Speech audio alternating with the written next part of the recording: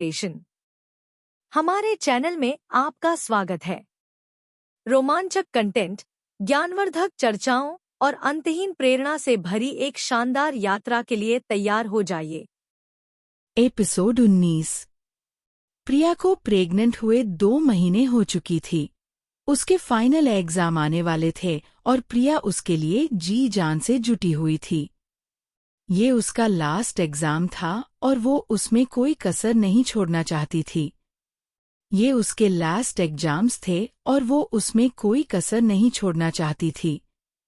मीरा और प्रिया का सारा ध्यान इस समय केवल पढ़ाई पर था।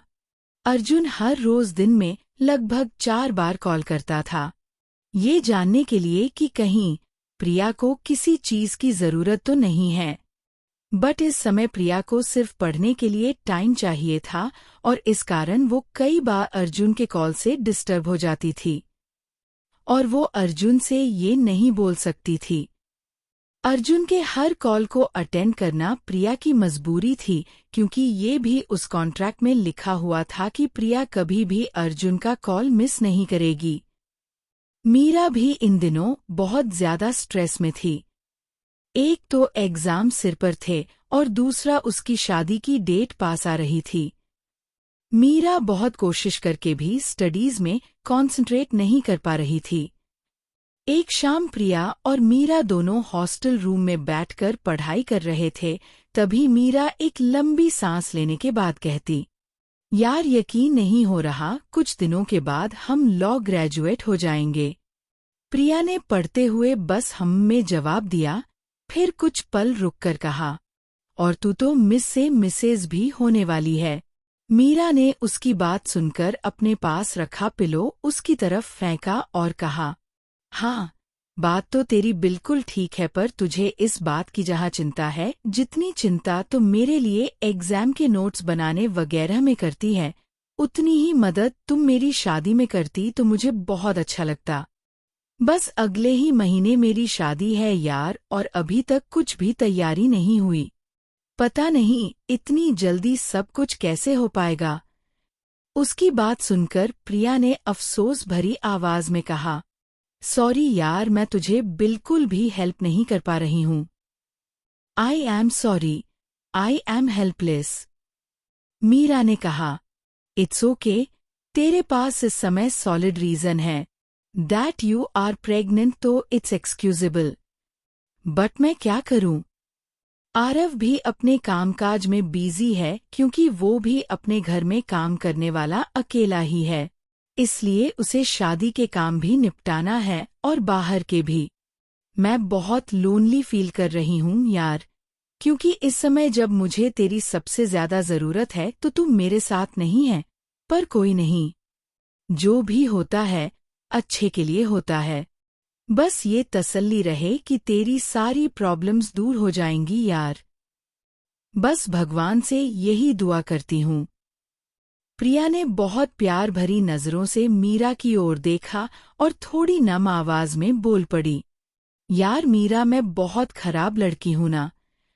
तूने हमेशा मेरी मदद की है, चाहे पढ़ाई हो या बाकी कोई भी matter.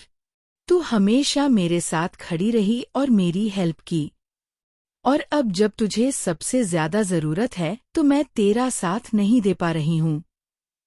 But believe me dear, I am not selfish. यार सिचुएशन ही कुछ ऐसी आ गई कि तू सब समझती है ना। और इतना कहकर प्रिया की आंखें छलक पड़ी। मीरा अपने बिस्तर से उठी और उसने आगे बढ़कर प्रिया का चेहरा अपने दोनों हाथों में थामा और उसकी आंखों में आंखें डालते हुए बोली, वॉट इज दिस नॉनसेंस? यार अब ये बात बीच में कहाँ से आ गई?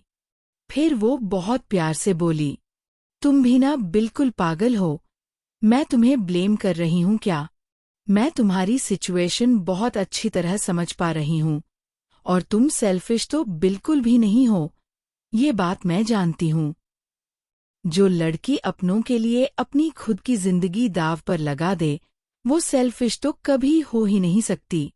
मैं तो अपने आप को बहुत खुशकिस्मत महसूस करती हूँ कि मेरे साथ तेरे जैसी अपनों की परवाह करने वाली एक दोस्त है।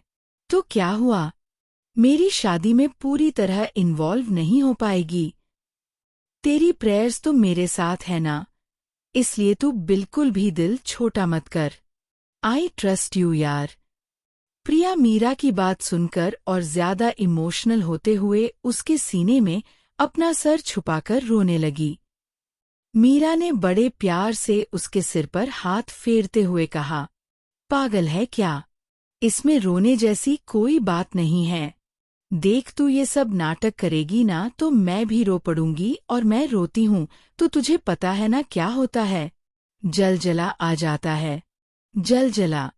मीरा ने ये बात इतने जोश में कही थी कि प्रिया को भी रोते रोते हंसी आ गई, और फिर उस कमरे में बहुत देर तक दोनों सहेलियों की हंसी गूंजती रही। हर दिन की तरह अगले दिन का सूरज भी अपने समय पर निकल आया, लेकिन देर रात तक पढ़ते रहने के कारण ना तो प्रिया की नींद खुली ना ही मीरा की। जैसे ही अलार्म ने एक तीखा शोर मचाया, प्रिया ने उठकर घबराते हुए कहा, अरे मीरा, अलार्म बज गया यार। चलो, बस 1 घंटे बाद पेपर है यार, और हम लोग काफी देर तक सोते रहे हैं। देख, मैं तुझे रात में ही समझा रही थी कि सारा रिवीजन अभी कर देते हैं। सुबह हम लोग टाइम पर नहीं उठ पाएंगे, और सच में वही हुआ। अब 1 घंटे में क्या क्या करेंगे?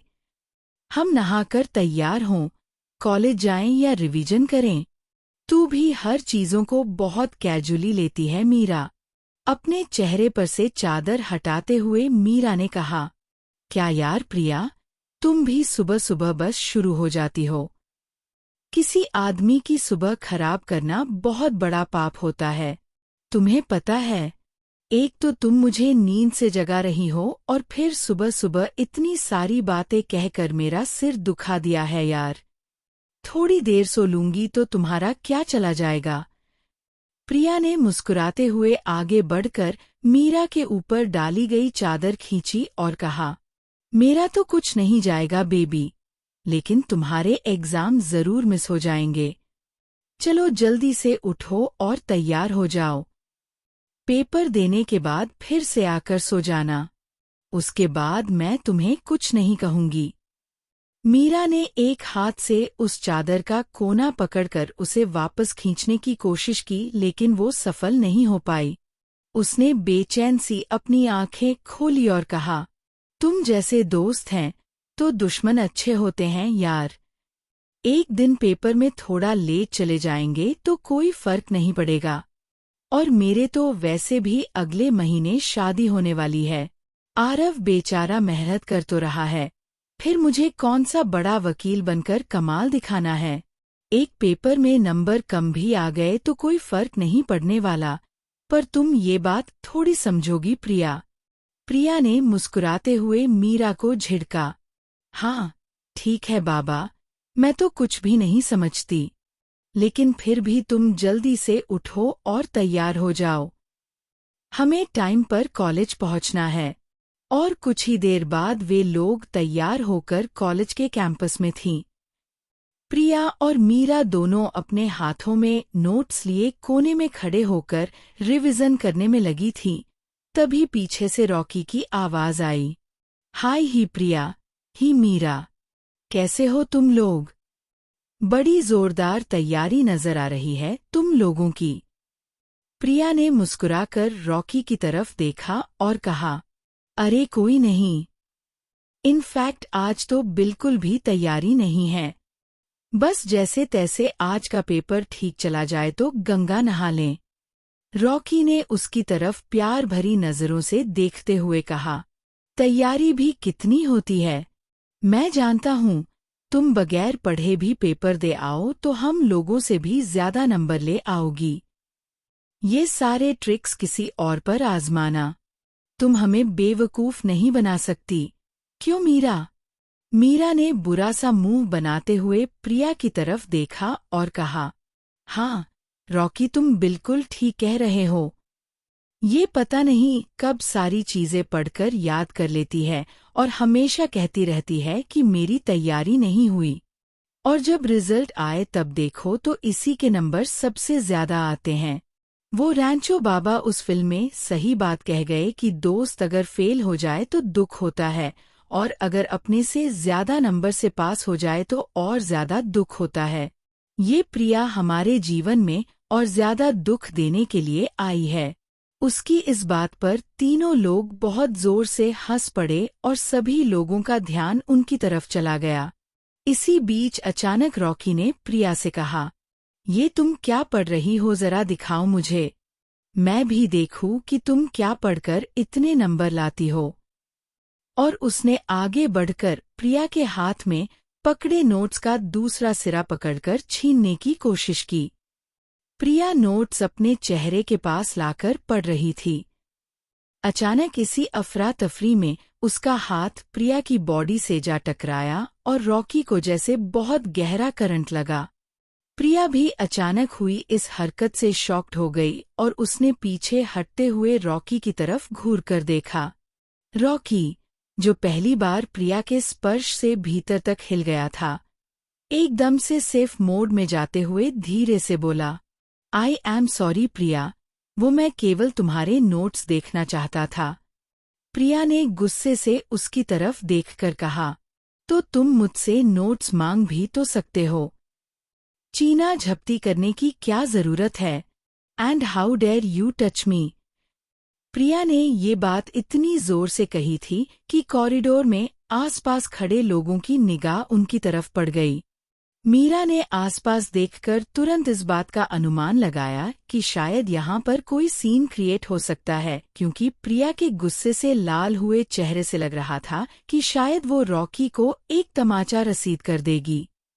उसने तुरंत प्रिया का हाथ पकड़ा और कहा, लीव इट प्रिया, हम इस बारे में बाद में बात करेंगे, अभी हमें एग्जाम देना है, अभी तुम अपना दिमाग मत खराब करो। और रॉकी, बिहेव योरसेल्फ, अगर लड़कियों के साथ दोस्ती रखते हो तो उनके साथ तमीज से पेश आना भी सीखो ना। और इतना कहकर प्रिया और मीरा दोनों वहां से चले गईं। रॉकी उसी जगह खड़ा खड़ा उन्हें जाते हुए देखता रहा।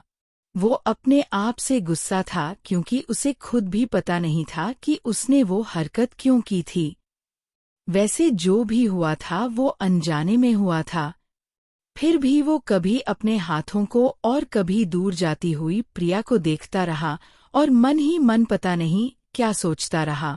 बेहद गुस्से में कॉलेज के बहुत लंबे और खूबसूरत कॉरिडोर में मीरा के साथ जा रही प्रिया ने कहा, मैं इसी वजह से लड़कों से दोस्ती करना पसंद नहीं करती हूँ मीरा, लेकिन तू ही है जो बार बार इन लोगों को लिफ्ट देती है। इन्हें जरा सी छूट मिली कि तुरंत जरूरत से ज्यादा लिबर्टी लेने की कोशिश करते हैं। मुझे समझ नहीं आता इन लड़कों के दिमाग में हमेशा यही बातें क्यों चलती रहती हैं। मीरा ने प्रिया की तरफ देखकर प्यार भरी एक मुस्कुराहट फेंकी और कहा, अरे ऐसा कुछ नहीं है प्रिया, तुम भी किसी बात को बहुत ज्यादा ही बड़ा बना देती हो। इस तरह राई का पहाड़ बनाना भी ठीक नहीं है। वो केवल तुम्हारे नोट्स देखना चाहता था यार, और इसी बीच गलती से उसका हाथ तुमसे टच हो गया। इसमें कोई इतनी बड़ी बात तो नहीं हुई ना कि तुम इतना ओवर रिएक्ट करो। प्रिया ने मीरा की बात पर चिढ़ते हुए कहा, तेरे लिए ना ये सब बातें बहुत नॉर्मल होंगी मीरा, क्योंकि तू एक बड़े शहर से आई हो और कोएड स्कूल में पढ़कर निकली है। हम लोग छोटे शहर से आते हैं यार। हम लोगों के लिए ये सब बातें मैटर करती हैं, और जो भी हो मुझे इस तरह किसी भी लड़के का मुझे छूना बिल्कुल पसंद नहीं है। और इस रॉकी ने भी मजाक मजाक में कुछ ज्यादा ही लिबर्टी लेना शुरू कर दिया है। इसका भी ठीक से इलाज करना पड़ेगा। मीरा ने अपना एग्जाम हॉल नजदीक आता देख चाल धीमी करते हुए कहा, ठीक है बाबा, तुझे जिसका इलाज करना हो तो सबका इलाज कर देना, पर अभी तो हम लोगों को पेपर देना है, उसके बाद समझते हैं कि आगे क्या करना है। प्लीज अपने दिमाग को थोड़ा आराम दे दे, हमें परीक्षा देनी है यार। इस तरह तू दिमाग खराब करेगी तो फिर एग्जाम देने में दिक्कत आएगी। मीरा की बात का प्रिया पर बहुत अच्छा प्रभाव पड़ा और उसने धीमे से मुस्कुराते हुए कहा, आई एम फाइन यार, ऐसी कोई बात नहीं है, पर उसने अचानक जो हरकत की वो मुझे बहुत बुरी लगी, इसलिए थोड़ा अपसेट हो गई थी।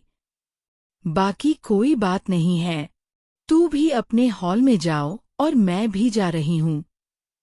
All the best. और हाँ, पेपर पूरा अटेंड करके आना। पिछली बार की तरह केवल 3 आंसर्स लेकर वापस मत आ जाना, समझी? मीरा ने मुस्कुराकर प्रिया की तरफ देखा और अपने एग्जाम हॉल में चली गई।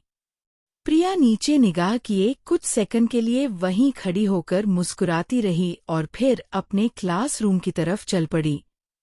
वो चलते चलते सोच रही थी कि लॉ के इस आखिरी एग्जाम का तो उसे सिलेबस पता था और वो इसको पास भी कर लेगी, मगर जिंदगी ने जो अजीब सा इम्तिहान उसके सामने ला खड़ा किया है उसका क्या होगा। अगर आपको ये वीडियो पसंद आया हो तो चैनल को सब्सक्राइब करना ना भूलें, ताकि आप हमारे अगले एपिसोड से मिस ना हो। वीडियो देखने के लिए बहुत बहुत धन्यवाद। अगर आपको यह कहानी पसंद आई हो तो लाइक, शेयर और सब्सक्राइब करना बिल्कुल न भूलें। मिलते हैं अगले वीडियो में।